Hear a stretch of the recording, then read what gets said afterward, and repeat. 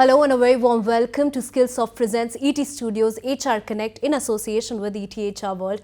I'm your host Himanshi Tiwari.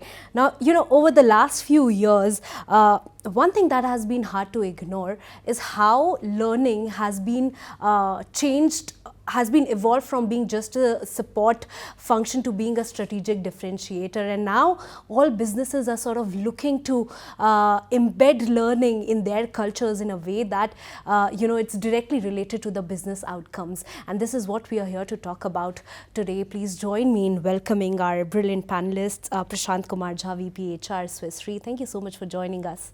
My pleasure. We are also joined in by Preethi Anand, Global Learning and Performance Leader at Diageo. Thank you, Preethi. Thank you. And Ankur Gupta, Vice President, Marketing, Skillsoft. Thank you, Ankur, for joining us today as well. Thank you, Manchi. All right, ladies and gentlemen, we are here to talk about learning and also measuring it, and also sort of, linking it to the business, to the larger business outcome, which perhaps has become imperative in last few years. And I would like to start with you, Prashant. See, you have been worked with a lot of organizations, Deloitte, Bank of America, now Swiss Re, right?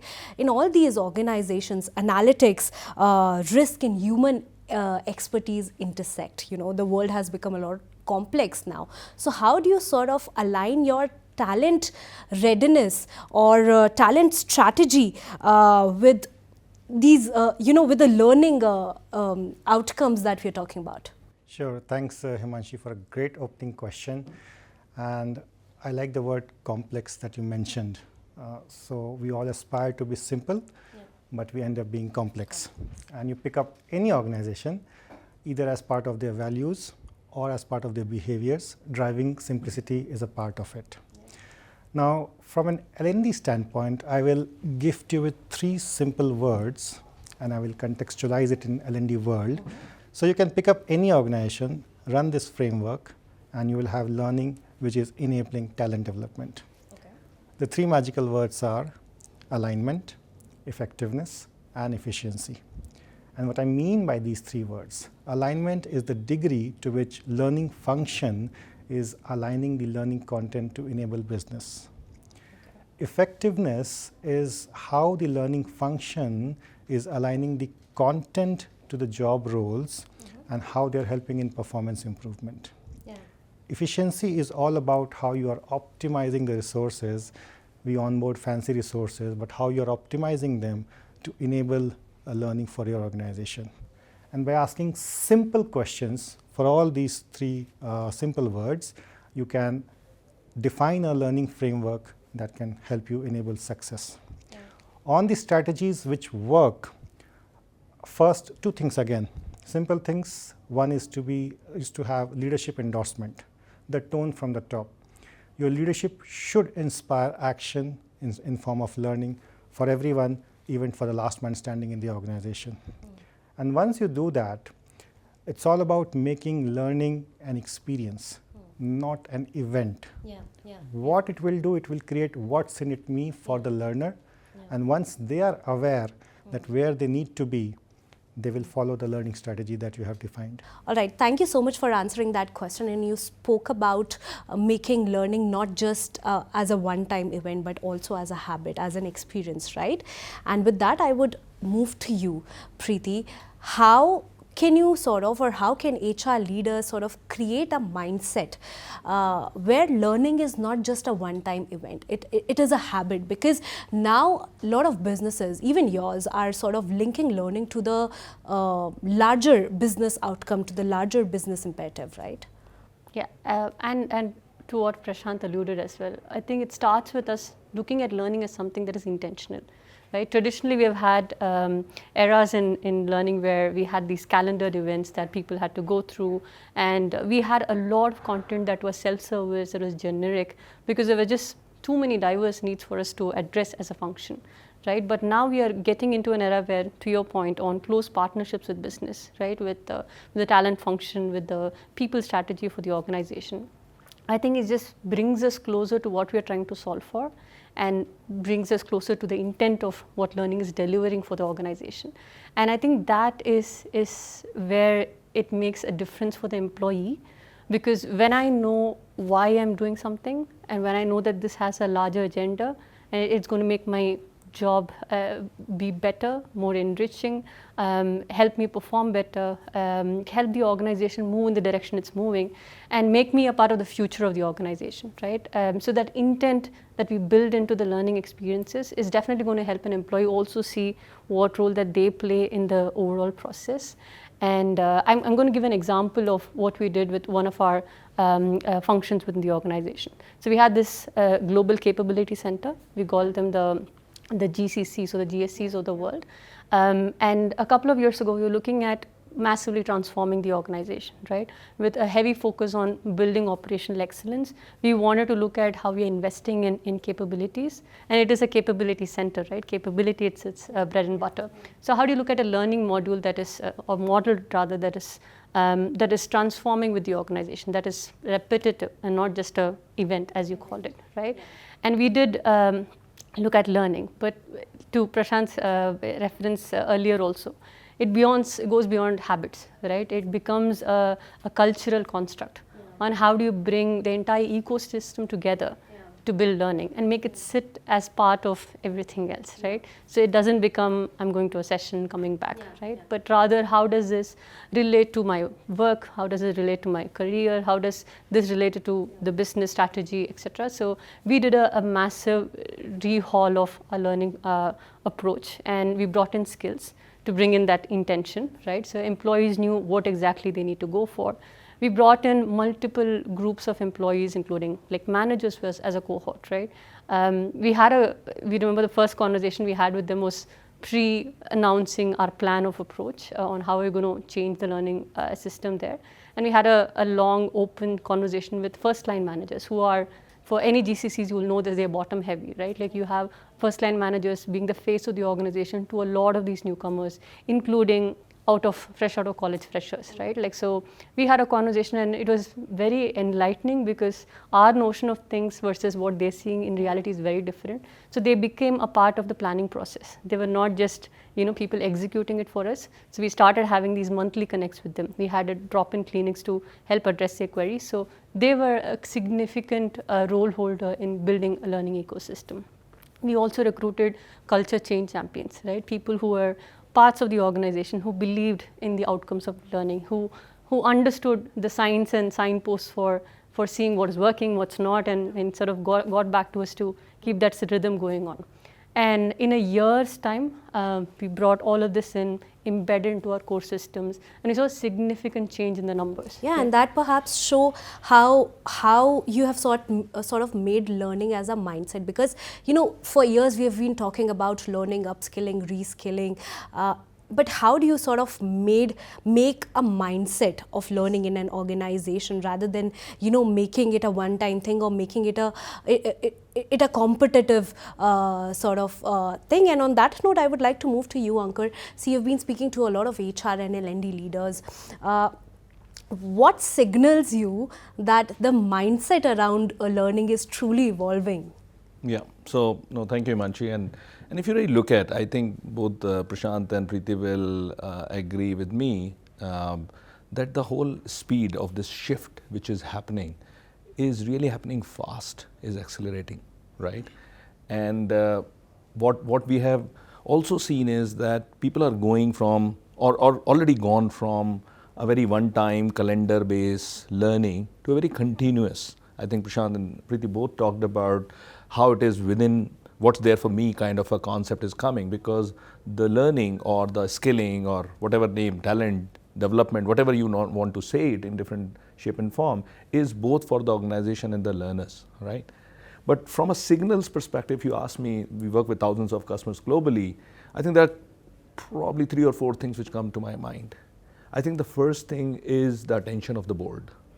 I think that is what we have started seeing, is that board's involvement, or CEOs or CXOs involvement in the whole talent and upskilling, reskilling initiatives is increasing.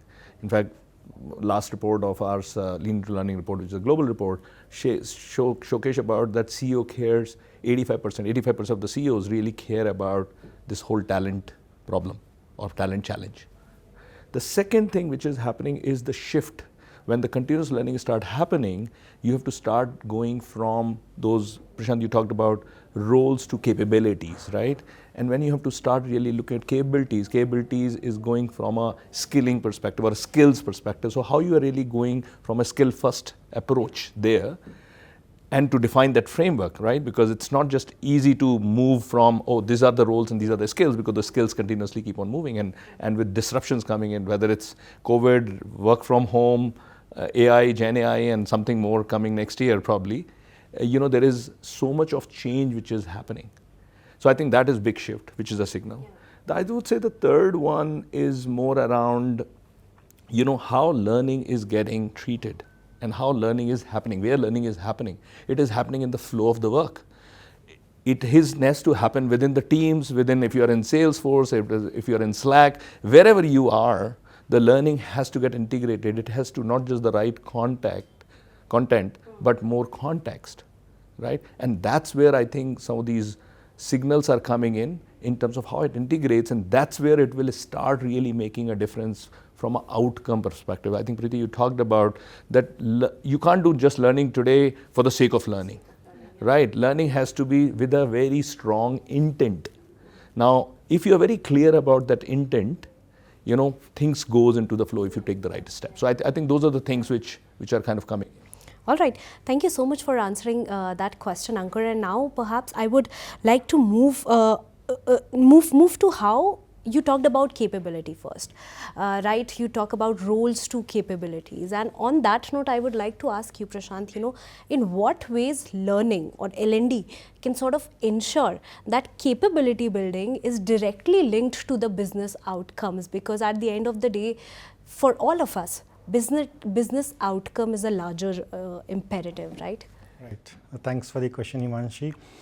And for business outcome, you need to enable performance. Yeah. And a mic drop moment is that performance is no longer about static KPIs. Yeah. It is outcome driven, Yeah. impact driven, and how do you add value. Yeah.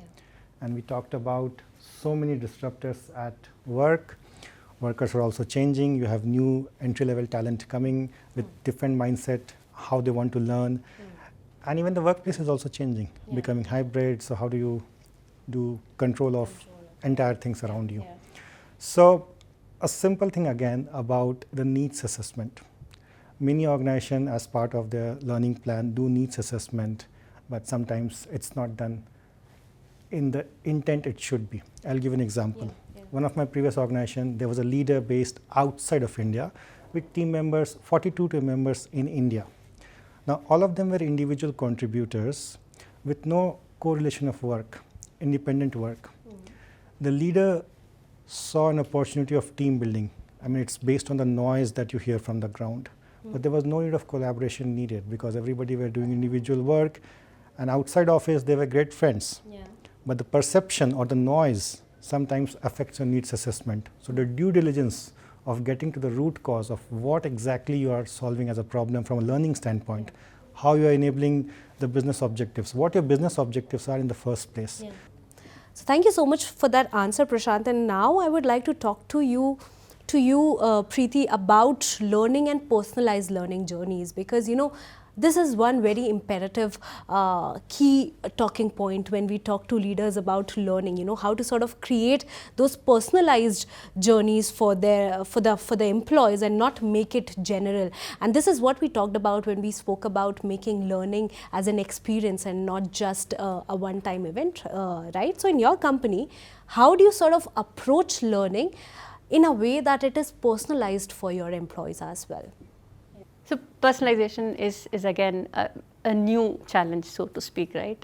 Because 7-8 years ago, we couldn't have afforded to spend money or investments on personalization because we just didn't have the technology to do it. But today we are in a very different landscape of tools and techniques to make sure that we are able to focus on personalization, and there are multiple angles to it as well. So one is you talk about where the employee is at, right? We talk about skills and proficiencies and we say, are you at a level 2 versus 3? But it's never that, right? It's around a spectrum of things. I might not necessarily be at a specific point in time. So how do you understand where a person is at and try to build a learning experience from where they are? That's one angle to personalization. The other one is just context, right? Today, if you look at most of our approaches to learning, especially the online ones, you have content that is generic, right? Because we all subscribe to content libraries and make sure we kind of consume as much of it as possible.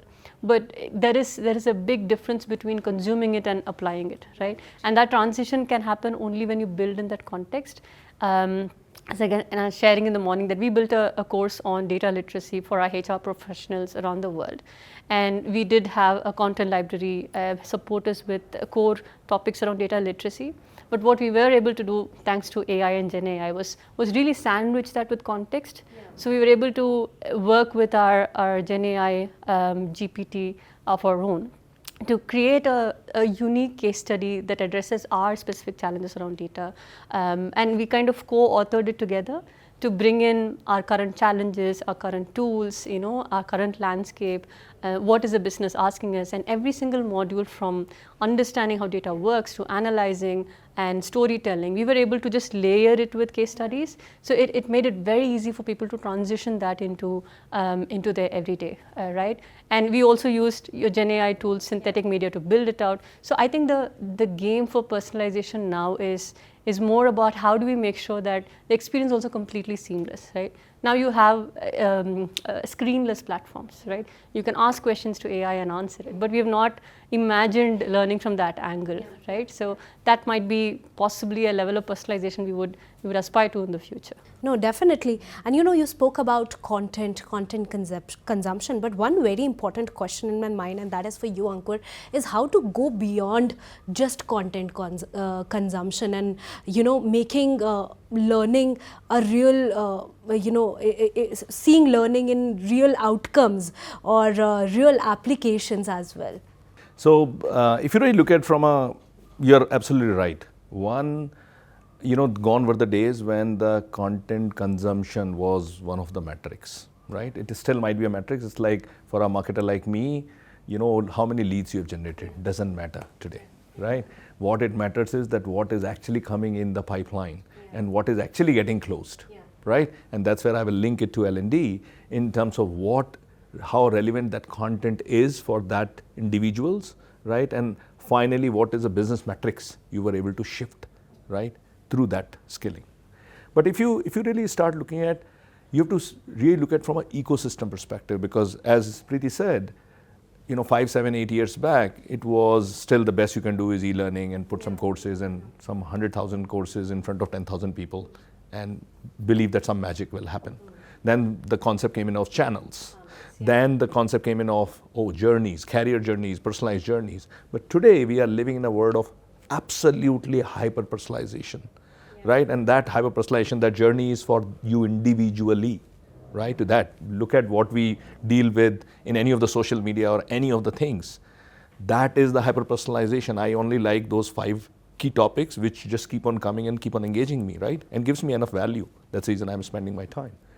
Now, for learning, it has to be outcome driven as well. So you have to look at it in different aspects of it. I will say learner experience is one big aspect, right, which you kind of talked about a little bit. Then you have to start really looking at the scaling aspect of it, the benchmarking aspect of it, the interactivity aspect of it, that how interactive it is, right? So you have to benchmark people, because we are now going into a world of, these are the capabilities when we talked about, right? Prashant, you kind of talked about capabilities. Capability means micro skills. Now within that micro skill, where you are, right? And what exactly you need to learn, right? Not just you and me might be at the same level of a micro skill, but the topics within that might be different. Now, so what will help me to engage is something which I don't know, because we live in a world where the curiosity has to be continuously up. So those are the things. But then there are a lot of elements. When I talked about the whole ecosystem, you have benchmarks happening, which is the assessment happening. You have the set of learning, which is very, very not prescribed, but explored through the whole AI engines, right? Then you start doing, application of it. And that's the reason Skillsoft brought, not just simulations on like KCAI simulations, but actual coaching, actual interactivity, which is required, and then linking it to the business outcomes, like with the leader dashboard.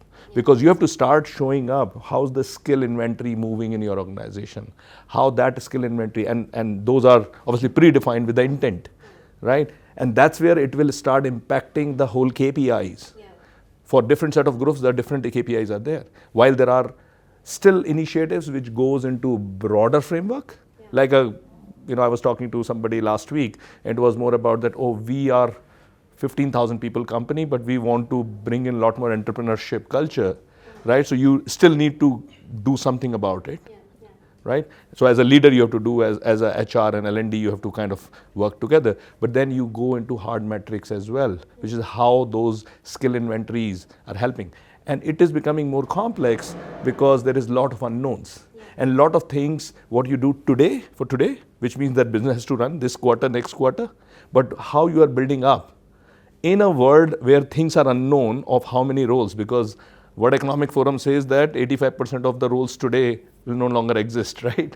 And there are new roles coming in, but there are still set of skills which will remain there.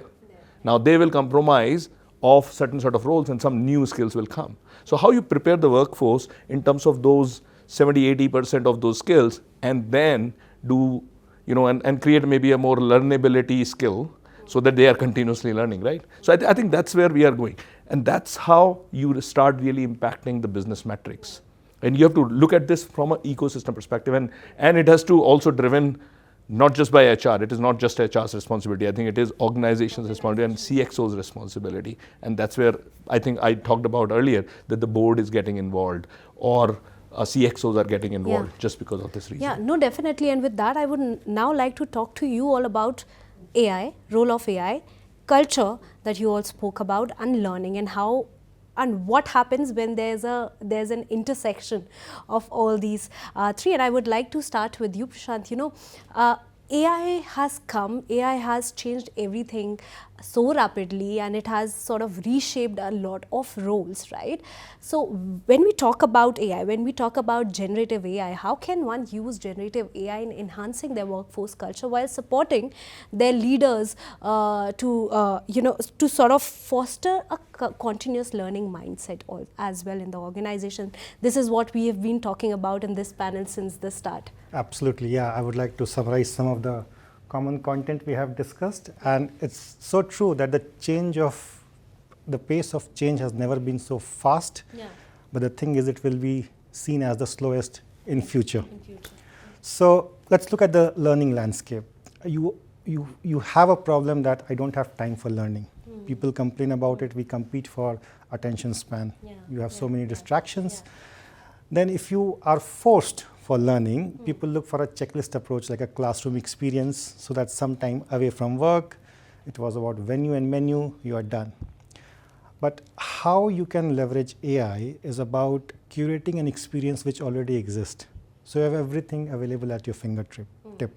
You have OK Series, OK Google, all of that. An aspirational state that we are striving forward. Every organization has an enterprise portal where you go and check in all the details.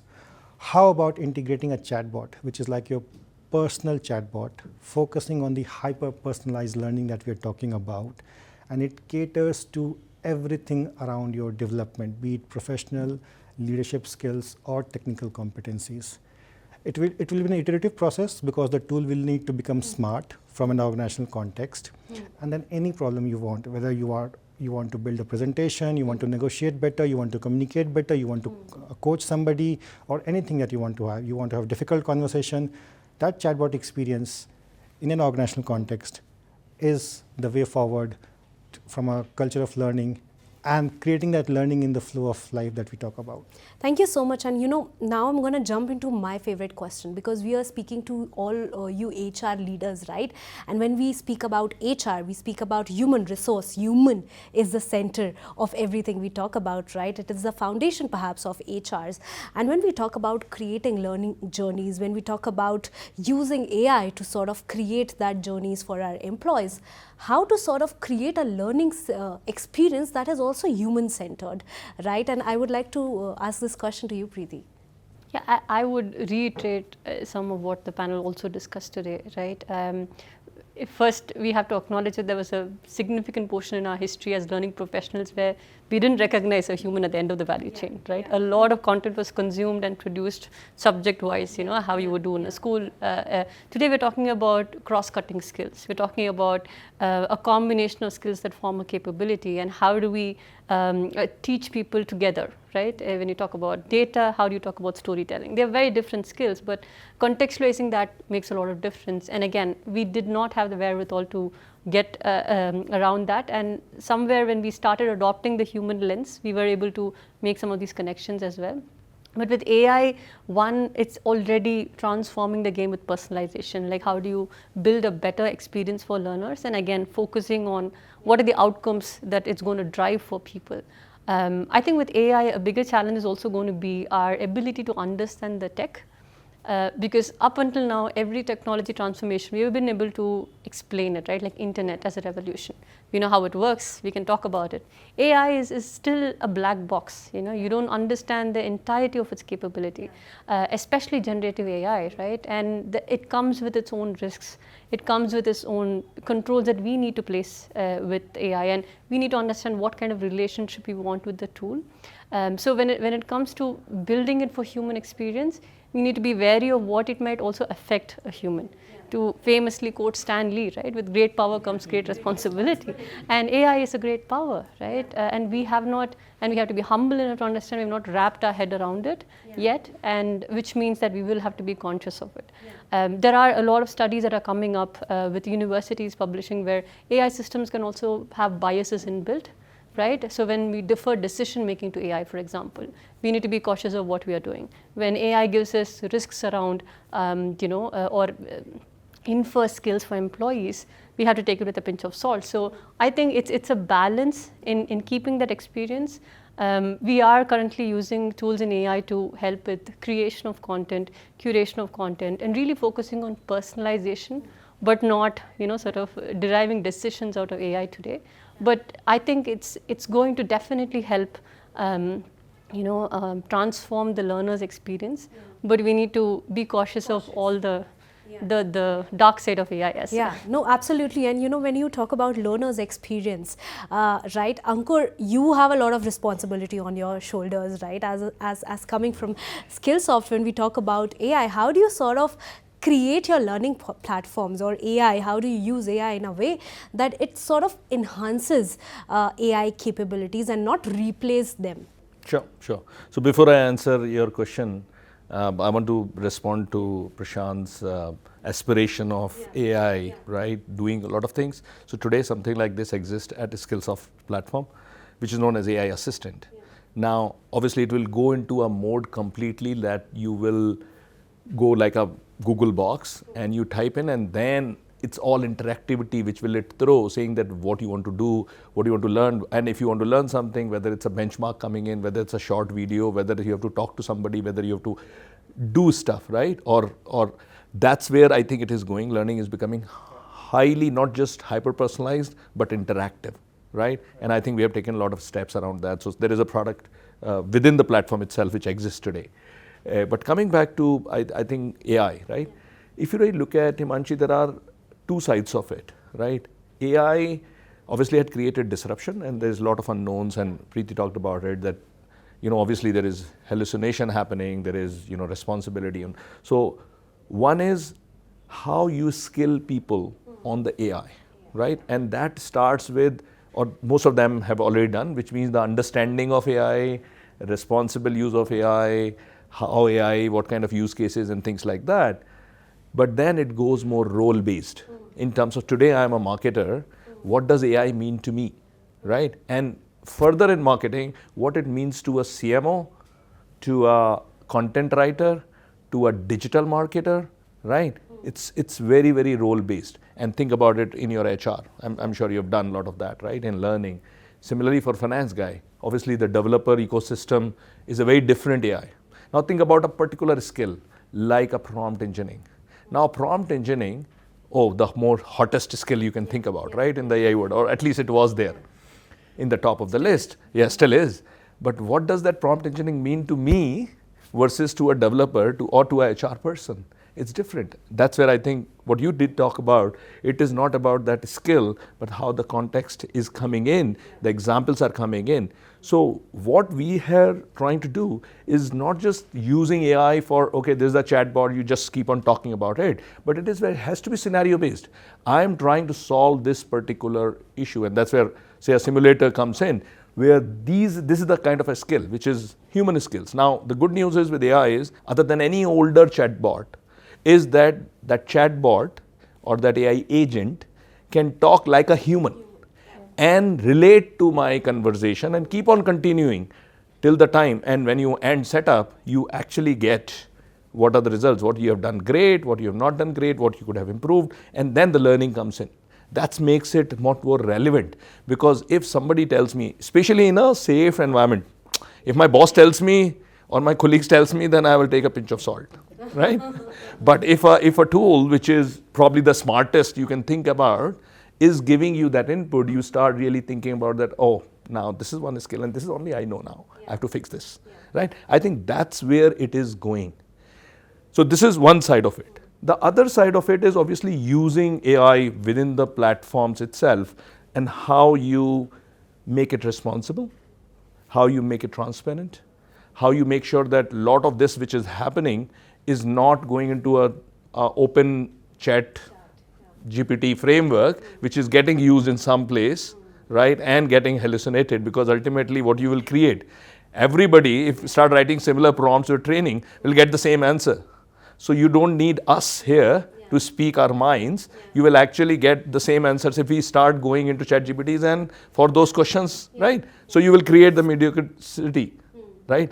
I think the key becomes is that how you really go from a creativity perspective, because while AI tools are very creative, they are only creative when you give them the right creative prompts. They are not thinking themselves, right? Maybe a time will come, I don't know. And that's where the humans has to become more human, right, in the world of AI. And the skills which are required, which are probably in the digital world we keep on losing, has to come back. And those are the skills, because ultimately a lot of innovation will happen with AI as a tool which can do a lot more faster things, obviously, anything which is data driven, right? But not really, think about an absolutely new idea. I think still more time to. Yeah, no, thank you so much for answering that question. And it's time perhaps for the HR leaders, because you were talking about all these disruptions coming in, with all these disruptions now coming in, to avoid any kind of disturbances and to be disruptive yourselves, right, to sort of sustain from a long-term perspective. And now that we are closing this panel, there's one question I would like all of you to answer, is that when we talk about any one bold move in the HR or in the L&D space, what is that one bold move you all would like to take in 2025 to sort of truly transform learning? And we'll start with you, just one. Sure, thanks Himanshi. Maybe I'll just give a context to it. It's a fun fact that to sound modern and fancy, you have to use the word AI. Yeah. But Preethi and Ankur, you would agree that HI, which is human intelligence, has to be enabled. Again, I will allude to a simple exercise of creating self-awareness for the learners, where you are in your current state, what are the gaps for your career aspirations, and then you leverage all the AI which is available to achieve your desired state. That's the simple yet. All right, thank you so much. And you, Preethi? I would say, like, take inspiration from zero-based budgeting, right, like your ZBP. I think we should start doing zero-based planning every year, right? We should start with a blank slate. Because today AI, and we are in a luxurious world where we have the digital tech to support our ambitions, right? So the how can be easily solved, but the what still needs to be answered. And there is an existential question we need to ask ourselves in a world where learning can be personalized with, thanks to a lot of the technology platforms that we have today. What becomes the purpose of L&D, and what is that learning solving for? And how do we make sure that the learning we delivered is contextualized to that intent? So I would say zero-based planning, if that is a word. Basically to ensure that our privileges don't become the reason for our existential crisis. History doesn't, our history doesn't influence us. Right? Absolutely. And what about you, Ankur? So I will extend one what Prashant said, right, human intelligence, and I will probably look at it more like a skill intelligence as a foundation, right? And that is people has to think about, because it opens up into from roles to skills, and then you have to think about skills taxonomy, skills ontology, and all that. So there is an intelligence which is required, right, to that, especially in the HR space. But secondly, I think we did talk about a lot more about the learning and outcome, and that was the key topic as well. It has to be part of as good as like a KPI. And if there is a skill inventories or improving or skill capabilities increasing, that has to be treated as a KPI, right? I'm not saying replace all KPIs, the KPIs are there, and I'm sure, but this has to be a KPI which also showcase out to the business. So I think those are probably the two things. I took one, but yeah, it was just extension of Prashant. Well, thank you so much for all of you to be a part of this panel and to answering all my questions and being so relevant yourselves while talking about relevancy. Thank you so much, and to our viewers, stay tuned for many more such interesting conversations only at Skillsoft presents ETStudios HRConnect in association with ETHRWorld.